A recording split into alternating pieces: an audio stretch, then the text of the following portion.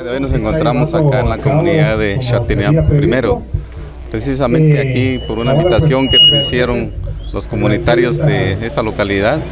Hoy inauguramos el pavimento de aproximadamente de 800 metros lineales de pavimento que conduce de la carretera principal hacia el cementerio de esta localidad, y también el arco que la municipalidad en este caso apoyó con cemento, y la comunidad pues también apartó la mayor parte de materiales y manos de obra para poder este día entregar y hacer realidad esta obra que con anterioridad ellos ya venían discutiendo con los vecinos de esta localidad, y precisamente pues el día de hoy acá muy contentos de poder participar con ellos, ya que es un proyecto que fue priorizado por ellos y que la municipalidad en este caso pues apoyamos con la construcción, y que el día de hoy se está haciendo entrega de la misma.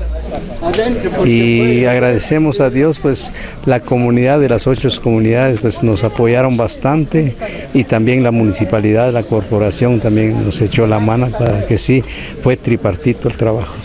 También se elaboró un arco de la entrada porque nunca se ha hecho, pero gracias a Dios las 8 comunidades se reunieron y se elaboró un arco.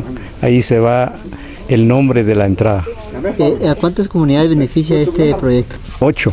8 comunidades. Cualquier proyecto pues deberíamos de apoyar para que sí nuestra comunidad se está levantando poco a poco. Pues la verdad aquí pues muy contentos, ¿verdad? Muy contentos porque la verdad se culminó este proyecto que sí lo traíamos ya desde hace como unos 10 meses, y gracias a Dios que ya ahora pues la inauguración va todo gracias a Dios.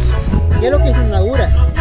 El pavimento de la entrada del cementerio, también el arco, también la verdad pues como para el desarrollo de nuestra comunidad, para que nuestra comunidad se mira tan bonito, ¿verdad? Por eso se hizo todo este esfuerzo con la ayuda de nuestra gente.